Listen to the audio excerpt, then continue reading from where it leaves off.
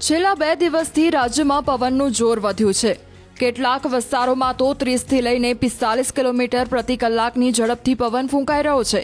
દરિયામાં પણ પવનનું જોર વધીને 55 કિલોમીટર પ્રતિ કલાક સુધી પહોંચી ગયું હોવાથી હવામાન વિભાગે માછીમારોને દરિયો ન ખેડવા માટે ચેતવણી આપી છે।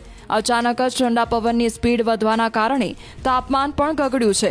હવામાન નિષ્ણાંતોના જણાવ્યા પ્રમાણે અચાનક પવનની ગતિ વધી જવાનું કારણ પ્રેશર ગ્રેડિયન્ટ છે, એટલે કે ઉત્તર તરફ હવાનું દબાણ વધુ છે અને દક્ષિણ તરફ હવાનું દબાણ ઓછું છે। એટલા માટે જ રાજ્યમાં પવનની ગતિ વધી ગઈ છે। પવન ઉત્તર તરફથી આવતા હોવાથી અતિશય ઠંડા છે, જેના કારણે તાપમાન ગગડ્યું છે। येलो वार्निंग दिया गया है। जो गुजरात तटीय क्षेत्र है, नॉर्थ एंड साउथ गुजरात तटीय क्षेत्र, इसमें जो विंड स्पीड है 45 टू 50 किलोमीटर प्रति घंटा में रहेगा।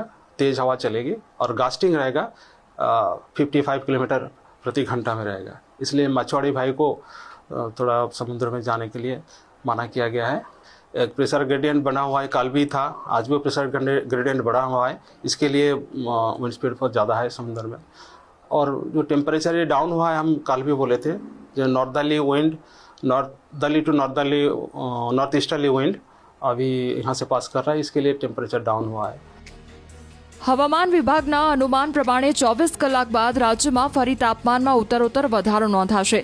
ધીમે ધીમે તાપમાન 3 ડિગ્રીથી લઈને 5 ડિગ્રી સુધી વધી શકે છે। થોડા દિવસ ગરમીના આકરા રાઉન્ડ બાદ મંગળવારથી રાજ્યભરમાં ઠંડા પવનોના કારણે ઠંડક પ્રસરી છે।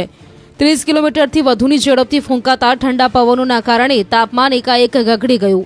હવામાન નિષ્ણાંત તવાલાલ પટેલના દાવા પ્રમાણે વેસ્ટર્ન ડિસ્ટર્બન્સ હટી ગયો હોવાથી ફરી એક વખત ઠંડક પ્રસરી છે। જો કે આ ઠંડક લાંબો સમય નહીં ટકી અને 3-4 દિવસ બાદ ફરી તાપમાન ઉંચકાશે। ત્યારબાદ ફરી એક વેસ્ટર્ન ડિસ્ટર્બન્સ આવશે, જેની અસરના કારણે ફરી એક વખત તાપમાનમાં ઘટાડો નોંધાઈ શકે છે। એટલું જ નહીં, વાદળછાયું વાતાવરણ પણ આવતા સપ્તાહે જોવા મળી શકે। હમણાં વાતાવરણમાં ઠંડક આવે છે, કારણ કે વેસ્ટર્ન ડિસ્ટર્બન્સ જે છે એ હટી જતાં વાતાવરણમાં ઠંડક આવતું હોય છે। આમ છતાં એક પછી એક વેસ્ટર્ન ડિસ્ટર્બન્સ માર્ચ એપ્રિલમાં આવ્યા કરશે અને ઠંડીમાં વધઘટ રહેવાની શક્યતા રહેશે।